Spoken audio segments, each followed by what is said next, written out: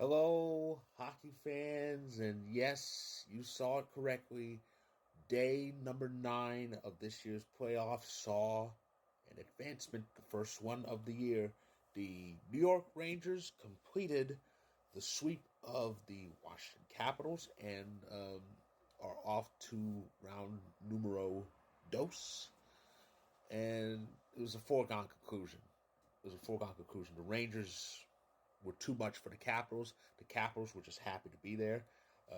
One person who can't be happy to be there was Ovechkin. Ovechkin didn't have a point. First time in his career that Ovechkin had a pointless postseason, and he had 5 shots on goal, but they all came in games 2 and 3.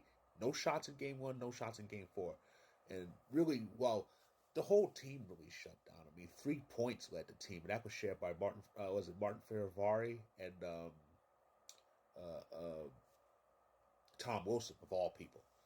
So yeah, the Rangers completed the sweep, a 4-2 victory over the Capitals in Game 4 of that series. So as a result, the Rangers are waiting for either the Hurricanes or the Islanders in that series. And as for the Capitals, well, it is back to the drawing board, but I would think they can kind of build off this playoff appearance because it could be said that they weren't even supposed to be here, but they made it.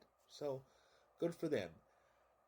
As for the rest of the night's action, it started very early with a very beautiful sight.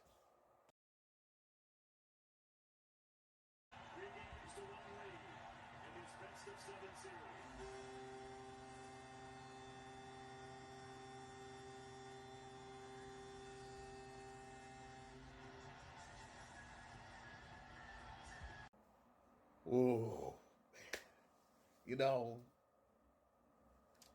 I actually didn't think this would happen. I mean, I thought the game would be closer. I thought the Jets would be kind of a little bit on the pissed off side and try to keep it close. I kind of had this game go into overtime before I went to bed last night. What we got, however, was, oh boy, we really gave it to Hellebuck, didn't we? To the point where Rick Bowness finally pulled him. Finally said enough was enough and pulled him after 2 periods. It was Laurent Brossoit in net. Remember I said, well, I didn't say it, but the sentiment was there among fans of both teams, really. Would the Jets pull Hellebuck if his woes weren't solved? And we saw it. And of course, on the plus side, because we got to mention the real story here, Val Nichushkin got a hat trick. Finally, his first time in his career, regular season or playoffs. And in this case, it was when it counted, and it's very heartwarming because remember last year we were without Nichushkin, and of course we're wondering what happened with him, what was he doing, what was this, that, and the other, and Nichushkin entered this year with something to prove. I mean, he had a big breakout year, and then he got injured, but then he came back and still had that oomph he had when he started, and we see it this year. He has 6 points, all but went in the net. Oh, my goodness. So, the Avs are 1 win away for advancing, and the Jets, oh boy. The Jets had to suffer the indignity of going from their fans chanting pull the goalie at us to seeing their own goalie pulled. Just amazing how hockey works, isn't it?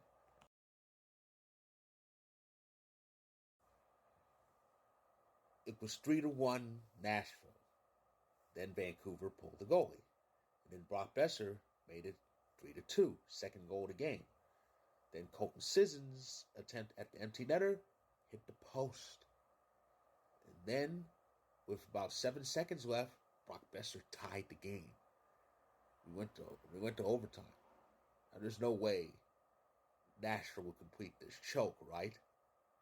Right? 2 goals and 6 on 5 for the Vancouver Canucks. In front, Lindholm scores! Elias Lindholm! An unlikely overtime win for Vancouver! Well, that happened. This is stuff like this is why I love this game. I mean, it was a 3-1 lead with under 3 minutes left, and then they managed. Vancouver managed to crawl back and capitalize on a blown opportunity by Nashville, and all of a sudden we had overtime, which I missed all of because I was watching something else, waiting for the intermission to end, and then I turned back. I see the Canucks celebrating. 62 seconds. That's how long it took. 1 minute and 2 seconds for Elias Lindholm to put it in, and all of a sudden, instead of 2-2, because Colton Sisson's empty netter missed by inches, instead of 2-2 series, we have a 3-1 series lead for Vancouver. Two of their goalies are out, and yet they're heading home back up 3-1 with a chance to finish this off. Well, as for the Predators, well, at least you made it, but it looks like your season's about to end in Canada. Speaking of teams whose seasons could end in Canada, Kings, it would have been nice if you delivered some offensive support. Now, kudos to you for doing what needed to be done and benching Cam Talbot because he was all over the place, giving up goal after goal after goal after goal. Hell, I could score on him. But, and Riddick was in net for Game 4. He gave up 1 goal on 13 shots. Sadly, that goal held up. As the Canes had 33 shots and they couldn't get anything past Stuart Skinner. This is not good. I thought the Canes would learn from the last 2 years. Because, remember, 2 years ago, they made it and nobody had them in. And they were kind of in that happy to be there mode, but they still managed to eke it out to Game 7. A year later, they made it. There was a little bit of expectation, but they fell. They finished 1 game shorter, with 1 game less than that, losing 6. This year, the training wheels are supposed to be off, but they are playing so badly at home too. They scored 9 goals in a row, but in their home games, just 1 goal. And Game 3 saw them blown out because Talbot was all over the place. It doesn't look good for the Kings. It really doesn't. It looks like their season's going to end in Edmonton in Game 5. It really does. Even though their 1 win was in Edmonton. But it doesn't. It really doesn't look good for the Kings. I hope I'm wrong. I will laugh my ass off if the Kings come back and win the series. But the way they've been playing the last 2 games, doesn't seem likely. So that's tonight's action, and here's what's in store for us hockey fans tomorrow.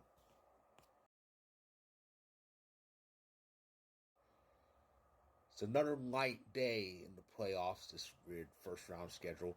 Only 2 games. One of them's an elimination game. First off, they're both on ESPN. First off, you have the Battle of Florida, Game 5. Scene shifts back to sunrise. Lightning and Panthers. Panthers can finish it off and advance, while Tampa looks to force another home game back at Amalie Arena. And after that, it's Game 4 between the Stars and Golden Knights. The Golden Knights still lead the series 2-1. Dallas looks to even up with another road win. Very impressive road win in Game 3 in overtime. But that's it as far as the action on Monday. So that's my recap of day number 9 of the this year's playoffs. If you like this video, click the like button. If you're on YouTube, click subscribe if you want more. If you're on TikTok, feel free to hit that follow button. My story on Vocal. Yes, my first What Went Wrong story on Vocal about the Capitals elimination.